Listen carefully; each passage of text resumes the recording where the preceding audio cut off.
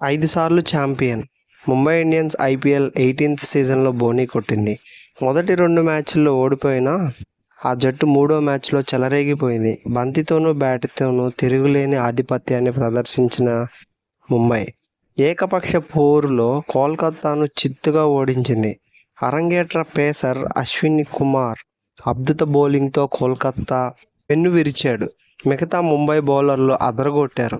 అనంతరం రికల్టన్ విధ్వంసంతో స్వల్ప లక్ష్యాన్ని ముంబై అలవోకగా ఛేదించింది. కోల్కతాకి ఇది 2వ ఓటమి. ముంబై ఇండియన్స్ సోమవారం 8 వికెట్ల తేడాతో కోల్కతా నైట్ రైడర్స్ను చిత్తు చేసింది.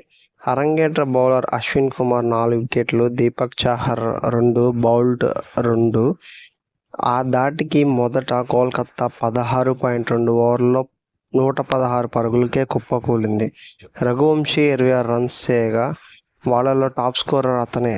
రికల్టన్ 62 పరుగులు చేశాడు. ముంబై వైపు రికల్టన్ చెలరేగడంతో లక్ష్యాన్ని ముంబై 12.2 ఓవర్లోనే 2 వికెట్లు మాత్రమే కోల్పోయి ఛేదించింది.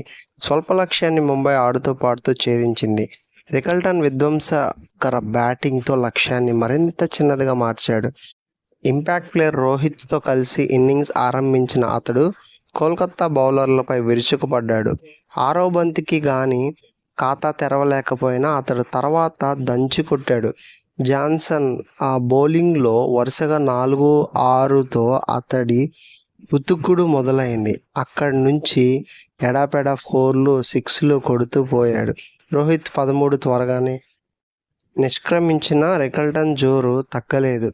6వ ఓవర్లో జట్టు స్కోరు 46 వద్ద రోహిత్ అవుట్ కాగా ఆ తర్వాత విల్ జాక్స్ 16 రన్స్ సహకారంతో రికల్టన్ స్కోర్ బోర్డును పరుగులు పెట్టించాడు. 9వ ఓవర్లో 2 సిక్సర్లు బాదిన అతను 33 బంతుల్లోనే అర్ధశతకం పూర్తి చేశాడు. 2వ వికెట్కు 45 పరుగులు జోడించగా జాక్సన్ నిష్క్రమించగా సూర్యకుమార్ 27 నాటౌట్. 9 బంతుల్లో 3 4లు 2 6లతో కలిసి రికల్టన్ లాంఛనం పూర్తి చేశాడు. ఈ వీడియో కనుక మీకు నచ్చితే లైక్ చేయండి, షేర్ చేయండి, కామెంట్ చేయండి. అలాగే మరిన్ని ఐపీఎల్ 2025 క్రికెట్ అప్డేట్స్ కోసం మా ఛానల్ అయితే సబ్స్క్రైబ్ చేసుకోండి. Thank you all. Keep watching, stay tuned for more updates.